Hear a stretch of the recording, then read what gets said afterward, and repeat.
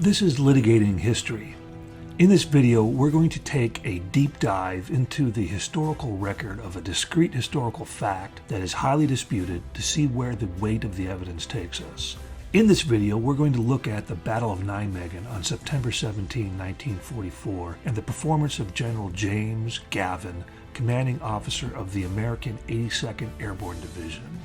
Some blame his decision to delay the attack on the bridge at Nijmegen to be the reason the entire Operation Market Garden failed. Was he a fool or a fall guy? First, here is a brief background of events leading up to the operation. After D-Day, the Germans were able to confine the Allies to the Normandy beaches for the first 7 weeks of the campaign. However, the Allies finally broke out with Operation Cobra. After the partial encirclement of German forces in the Falaise pocket, the remaining German forces in northern France were in disarray and rapidly retreated towards the German frontier. Throughout August, the Allies advanced from one victory to another, including the liberation of Paris. The rapidly advancing Allies were filled with victory fever. German resistance was easily swept aside. However, at the start of September, the Allied armies outran their logistics. They were going to have to slow their advances regardless of the Germans' ability to resist, for the simple reason that the Allies lacked the gasoline to fill their tanks. The Allies started bickering about what strategy they should follow and which armies should be prioritized for the limited supplies available. At the same time, the Allies had expended considerable resources on the creation of an airborne army that they desperately wanted to try out before the war was over. Field Marshal Montgomery managed to convince Allied Supreme Commander General Eisenhower, at least for the time being, to prioritize Monty's armies. Ike reinforced Monty with the Airborne Army for a northern thrust in an effort to seize a bridgehead over the Rhine River, outflank the Siegfried line of fortifications, and open the door to an advance across Germany with the hope of ending the war by Christmas. Now here is a brief summary of the plan and its objectives. Ike gave Monty the go-ahead on September 10, 1944, and the Airborne Army, staged in England, prepared for insertion into the European continent in a week's time. Monty's plan called for the dropping of 3 Allied airborne divisions behind enemy lines: the 101st American Airborne Division north of Eindhoven, the 82nd American Airborne Division south of Nijmegen, and the 1st British Airborne Division north of the Niederrhein and to the west of Arnhem. These airborne forces would seize objectives and bridges to form a corridor from Eindhoven to Arnhem. As the airborne divisions landed and seized their objectives, the 30th British Corps, spearheaded by the Guards Armored Division, would race up the corridor, while the British 8th and 12th Corps would attack to widen the corridor and protect the flanks. The link-up between the Guards Armored Division and the 1st Airborne Division in Arnhem was to be made in 2 days. Once the 30th Corps established a bridgehead over the Niederrhein at Arnhem, the Guards Armored Division was to continue to the north to the sea. Followed by the 43rd Infantry Division and the 50th Division, the object was to cut off the 15th German Army in the Netherlands and open the door to northern Germany, the Ruhr Valley, and ultimately Berlin, ending the war. Of course, no plan survives first contact with the enemy, meaning that the Germans were going to have their say. On September 17, Operation Market Garden was launched, and the skies over the Netherlands were filled with the rumble of 1,481 Allied transport planes and 424 troop-carrying gliders. At Arnhem, due to concerns about flak near the bridge, the 1st Airborne Division was dropped about 7 miles outside of Arnhem. They immediately realized that the German resistance was quicker and stiffer than anticipated. Field Marshal Model immediately recognized that the Schwerpunkt was Nijmegen, and he dispatched the 9th SS Recon Battalion south to defend the Nijmegen Bridge. The British sent columns into Arnhem to seize the Arnhem Bridge. Most were blocked, but a small detachment led by Lieutenant Colonel John Frost was able to slip into town and capture the north side of the bridge. Captain Grabner, leading the 9th SS Recon, arrived in Nijmegen, saw that it was well defended by Kampfgruppe Henke, and contrary to orders returned to Arnhem. For some reason he attempted to force a crossing against Colonel Frost's entrenched troopers. Grabner was killed and most of his vehicles were destroyed on the bridge. General Bittrich of the 2nd SS Panzer Corps ordered the 10th SS to move to Nijmegen and take over defense of the Nijmegen Bridge. However, Frost was in control of the north side of the bridge at Arnhem, preventing them from crossing the river. The 10th Pioneers were able to cross just down the river during the night of the 17th and 18th and made it to Nijmegen on the morning of the 18th. However, that crossing site was still within the British field of fire, so the 10th SS had to start moving down to Pannerden to start a slow process of ferrying its tanks and trucks across the river and on to Nijmegen. To the south, the 101st Airborne Division, the Screaming Eagles, were dropped north of Eindhoven. The 501 landed on both sides of the town of Vegel and took it from both directions. The 502 and 506 landed between Best and St. Odenrode. The 502 moved to seize St. Odenrode and a bridge at Best. The 506, of Band of Brothers fame, moved on Zaan to capture the main bridge over the Wilhelmina Canal. However, the Germans blew the bridge just as the paratroopers approached. Nevertheless, the Americans established a bridgehead over the canal and prepared to move on Eindhoven the next day. In the middle of the corridor, south of Nijmegen, the 82nd Airborne Division had a dizzying number of objectives. The 504 landed in the flats to the north of the Maas River, with a small detachment landing on the other side of the river so that the bridge could be attacked from both sides. That important objective was seized intact. The 504 was also responsible for seizing 4 bridges over the Maaswal Canal, as well as clearing the area and setting roadblocks to the north. The 505 landed in the high ground near the town of Groesbeek. They were responsible for seizing Groesbeek itself, as well as the high ground around it. The 505 was also required to assist the 504 with the 2 southernmost bridges over the Maaswal Canal and establishing a perimeter defense to the anticipated counterattacks from the Reichswald forest. The 508 also landed near the Groesbeek Heights. They were responsible for defending the northern portion of those heights, as well as the adjacent landing zones for reinforcement and resupply. They also had objectives to the south of Nijmegen, the high ground around Bergendal and De Ploeg, and the low ground astride the road from Nijmegen south to Malden. The 2nd Battalion, after securing the road south of Nijmegen, sent detachments to assist the 505 with the capture of the northernmost 2 bridges over the Maaswal Canal. The 1st Battalion in the middle, after entrenching at the Ploeg, sent 2 companies into Nijmegen on a coup de main against the highway bridge. However, they were stopped by fierce resistance just 400 yards away. The 2 companies from the 1st Battalion fought for the bridge most of the night, until they were ordered withdrawn and sent to the Groesbeek Heights the next day, where they were required to make a bayonet charge to clear the landing zones just before the gliders landed. Also on the next morning, Company G from the 3rd Battalion, entrenched on Bergendal, entered the city from a different route. Those paratroopers got even closer, but could not seize the bridge at Nijmegen. However, the division had accomplished all of its other objectives. Importantly, it captured the major bridge over the Maas River at Grave intact. It also seized 2 of the 4 bridges over the Maaswal Canal, the other 2 being destroyed by the enemy as the paratroopers approached. One of the captured bridges was the bridge at Huben, which was a strong bridge capable of heavy road traffic, including tanks. It also captured and organized for defense the town of Groesbeek and the Groesbeek Heights. Meanwhile, the 30th Corps, led by the Guards Armor Division, made its advance up Hell's Highway. Immediately, the Guards found the resistance to be tougher than expected and the terrain unforgiving. The goings for the Guards Division was very slow. After 1 day, the Guards could not even make it to Eindhoven. They were stopped at Valkenswaard. Already, the column was behind schedule. On the 2nd day, the Guards linked up with the 101st in Eindhoven and continued through to Zaan. However, they were forced to stop there for the night, as that bridge had been blown by the enemy. The column had to sit around and wait as bridging material was brought up to the front, and the engineers constructed a Bailey Bridge over the Wilhelmina Canal. On the third day, the Guards made good progress. Its lead elements linked up with the 82nd in Nijmegen. However, the Guards were forced to stop again. The highway bridge at Nijmegen was still in German hands. The paratroopers from the 82nd, now supported by the Guards' tanks, made another attempt on the bridge, but even with the tanks, the bridge could not be seized.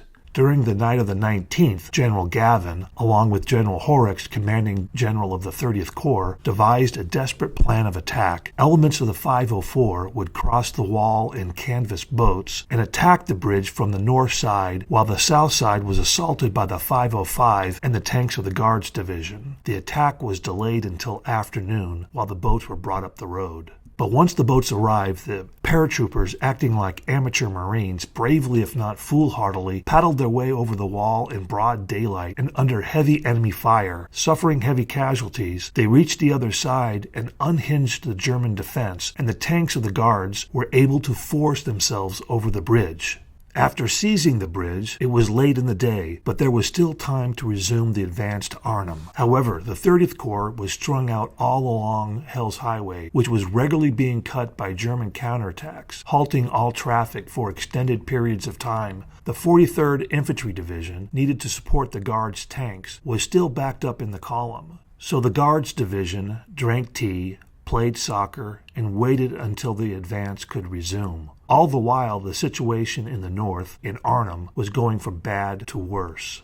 On the 21st, the advance of the Guards in conjunction with the 43rd Infantry resumed, but the German resistance was stiff and progress was little. In Arnhem, the British were under ever-increasing pressure. They were told they would be relieved in 2 days, 4 days maximum. Now, after 5 days, Lieutenant Colonel Frost's gallant band holding the north side of the bridge at Arnhem were out of ammunition and forced to surrender.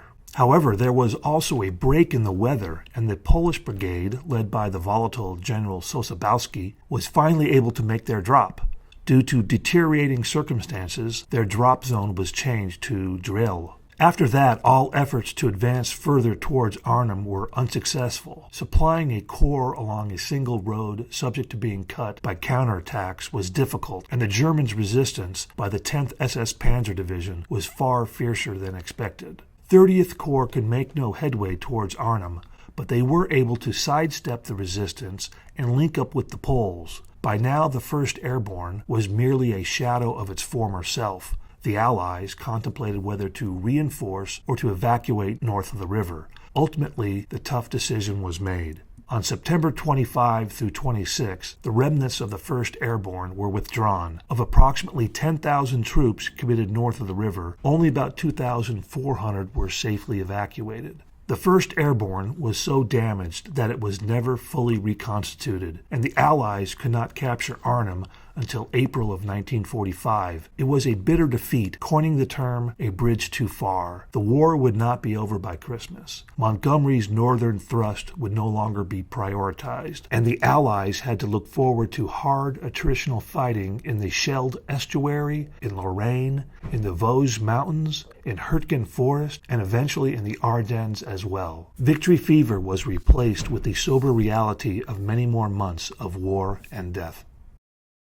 Over the years, this operation has proven to be highly controversial, with gallons of ink and millions of pixels wasted trying to debate who or what was responsible for the failure. Some say the plan was defective from the beginning, some say the intelligence failed to warn of the dangers, others say the day one lift capacity was too small, some say the weather prevented reinforcement and resupply, others say it was the lack of aggressiveness by the 30th Corps, and in recent years, a popular target of blame has sought to put an American face on this mostly British failure.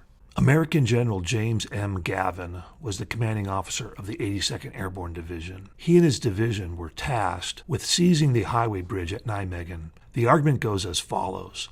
The bridge was only lightly defended on day one, only 17 or 18 Germans, but Gavin waited too long to try to seize the bridge. By the time that Gavin made an attempt on the bridge, the Germans had had time to send SS reinforcements, and it was too late. The failure to quickly seize this bridge ended up holding up the the 30th Corps for 36 hours, and those 36 hours doomed the 1st Airborne and the success of the operation. Had Gavin seized the bridge as he was supposed to, the 30th Corps would not have been delayed, would have relieved the 1st Airborne in Arnhem on time, and the operation would have been a success. Well, that's the argument at least. Let's see if it holds up to scrutiny. This is Operation Market Garden, the campaign for the Low Countries, autumn 1944, 70 years on. It is a compilation of serious historical essays edited by John Buckley and Peter Preston Huff in 2016.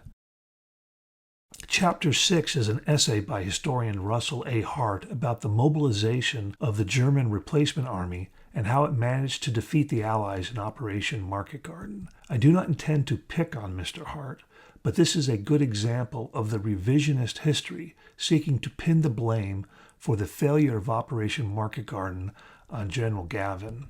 Here Hart discusses General Gavin's initial orders and objectives. Gavin modified his final briefings.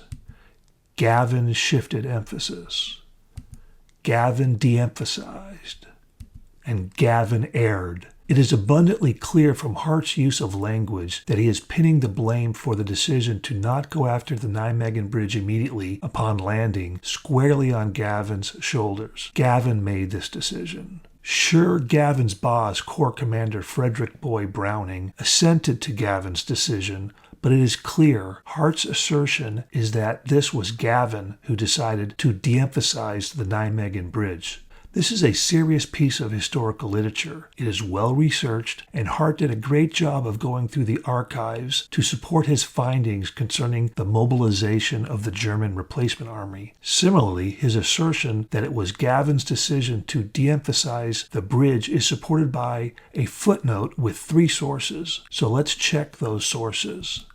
The first source is a cryptic reference to a document in the National Archives. So if I wanted to check it, I would need to travel to London to dig it out of the archives. Fortunately, the National Archives has an index of their documents online. The document referred to is Gavin's graphic history of the 82nd Division. That is a well-known document widely available on the internet. I do not know why he cited to the archive catalog number as opposed to directly to the name of this document. It is almost as if he did not want people to check his sources. The next source is Bennett's A Magnificent Disaster. We will take a look at that. The last source is MacDonald's The Siegfried Line Campaign. That is part of the U.S. Army's official history. I'm very familiar with that book, and I doubt it says what Hart says it says, but we will take a look at that too.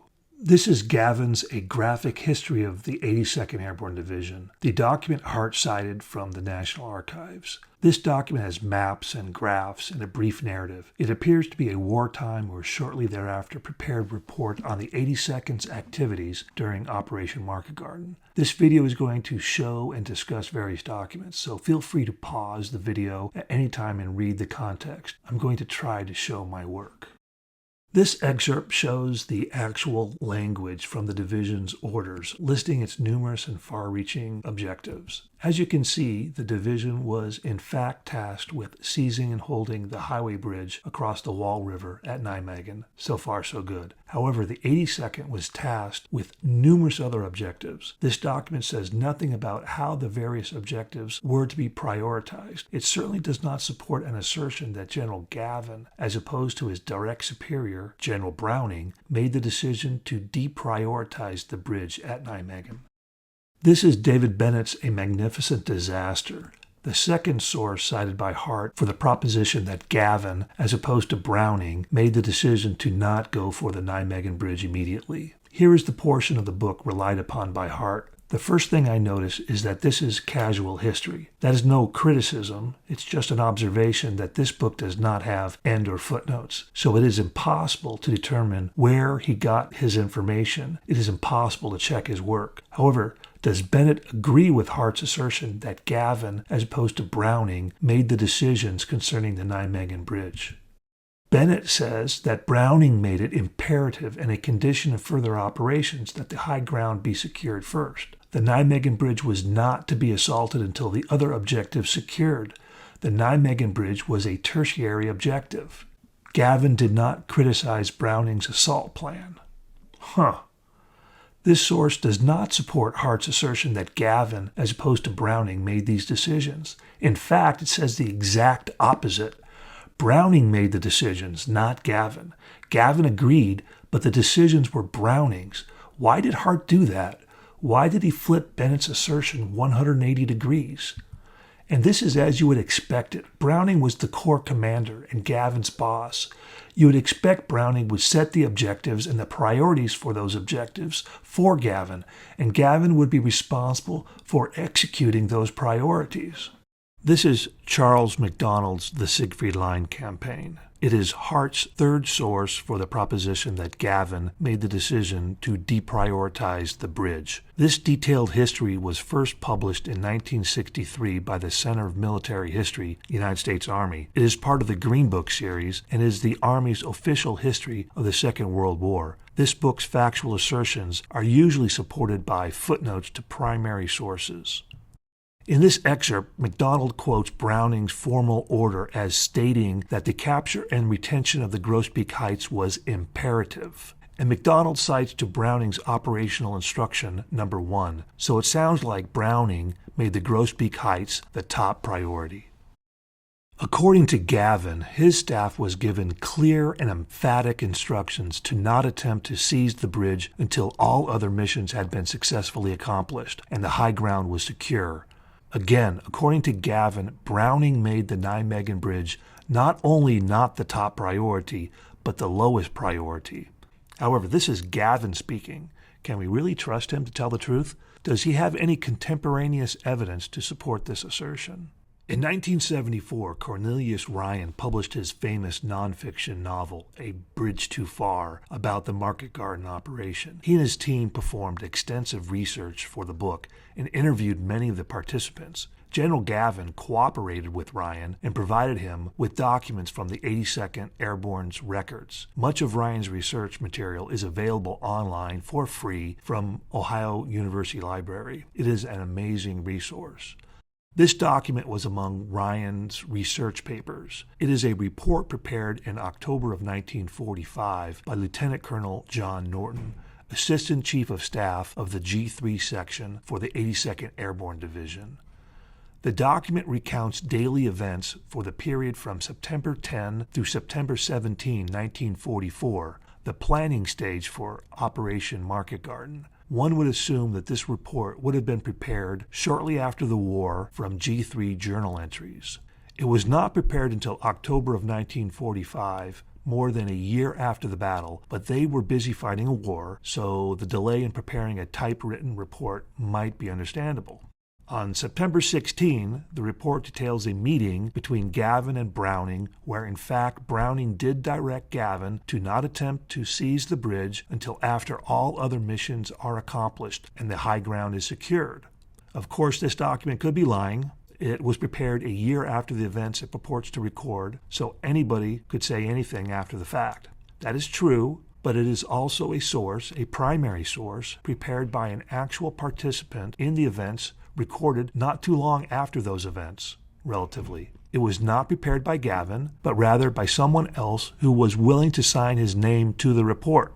Normally, a report like this would be considered highly credible evidence. So before we dismiss this report as a fabrication of a conspiracy between General Gavin and Lieutenant Colonel Norton to falsify government records, is there any evidence whatsoever that this document was falsified? Is there any evidence that it does not accurately reflect what transpired in that meeting on September 16? Before we level such allegations, I would expect there to be, at a minimum, a denial from General Browning saying, "That's not true. I did not give that directive." Is there any evidence of such a denial? What does General Browning have to say about this matter? MacDonald quotes a letter from Browning drafted in 1955. I personally gave an order to Jim Gavin that although every effort should be made to effect capture of the Grave and Nijmegen bridges as soon as possible, it was essential that he capture the Grosbeak Ridge and hold it. In other words, getting the bridges would be nice, but the ridge is priority number 1. Then Browning proceeds to state his rationale. Without the ridge, the advance of the guards, and the whole operation would be prejudiced. But these are American witnesses, American reports, and American historians. If that seems untrustworthy to you, what do British historians have to say? This is an excerpt from General Boy, a biography of Browning by a British historian, Richard Mead, published in 2010. The book even has a foreword by His Royal Highness the Duke of Edinburgh. You do not get much more British than that. Mead states there is no doubt that Browning explicitly instructed Gavin at a divisional commanders meeting on September 14 not to attempt to capture the bridge until he had firmly established control of the high ground. Now, I don't know what source Mead is relying on for this September 14 meeting and whether it was the same meeting reported by Lieutenant Colonel Norton to have taken place on September 16, but it seems uncontroverted by both American and British sources that Browning instructed Gavin to not make an attempt on the bridge until after the high ground was secured. It is true that Gavin agreed with this prioritization, but that does not change the fact that Browning was Gavin's superior and Browning instructed Gavin thusly. Browning bears the responsibility for this instruction. That is how the chain of command works. This is Airborne Warfare by General Gavin himself. He wrote 2 books on the subject, this one shortly after the war in 1947 and another one in 1978. Both are historically significant as first-person memoirs of a percipient witness. The first book was written when memories were fresher, but the fog of war had not quite cleared. The latter book had the benefit of hindsight and reflection, but that could be for the better or the worse. Both are informative, but both require a grain of salt. This is the excerpt relevant to our analysis. Here he is discussing the planning phase for Operation Market and a conference with Corps Commander General Browning that took place on September 16. At this conference, Browning directed Gavin to not attempt to seize the bridge until after all other missions were accomplished and the high ground secured. This book was written while Browning was still around, and I'm not aware of any denial by him that he made this directive. Here is On to Berlin, Gavin's second book. Here he is discussing the planning phase for Operation Market Garden and a meeting of divisional commanders with the Corps Commander General Browning that took place on September 14. At this meeting, Gavin presented his proposed plan. Then Browning particularly directed him to not attempt to seize the bridge until after all other missions were accomplished. The dates are inconsistent, or maybe it happened twice, but Gavin was consistent about his orders from Browning. This is definitive, and it answers our questions directly. However, for argument's sake, let's be as uncharitable as possible towards Gavin. We do not know what was in Gavin's initial proposed plan, but let's assume that it also deprioritized seizing the bridge. There's no evidence of that, but let's assume that anyway. Then one could argue it was Gavin's idea, right?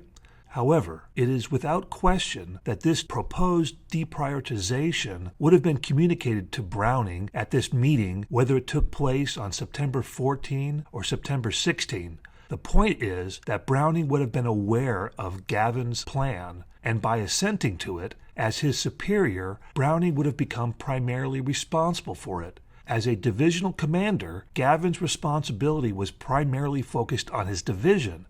As Gavin's superior and as the Corps commander of all 3 airborne divisions, it was incumbent upon Browning to keep in mind the larger strategic implications of his division commander's proposed plans, particularly to the extent that those plans impacted the lines of communication between the multiple divisions under his Corps command. If the Nijmegen Bridge needed to be prioritized for the operation as a whole to succeed, and to open the line of communication to the 1st Airborne, then it was Browning's responsibility to make sure that Gavin gave it the necessary priority. Rather, it appears that not only did Browning accept this proposal, but he made it emphatic. No attempt whatsoever was to be made until all other missions were accomplished. So, even if it was Gavin's initial idea, a fact not yet established, the prioritization of objectives would have been communicated to Browning, and it was ultimately Browning's call.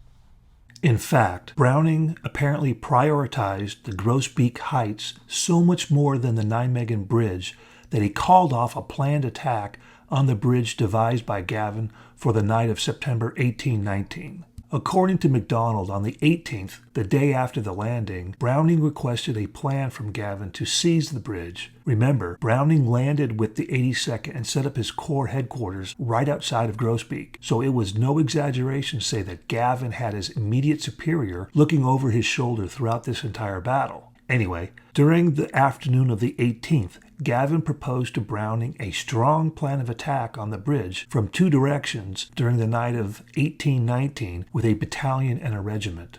Browning approved the plan, but then on second thought he decided defending the high ground was of greater importance. MacDonald cites to a primary source a Divisional Chief of Staff journal entry entered on the morning of September 19 during the battle, just a few hours after the meeting itself.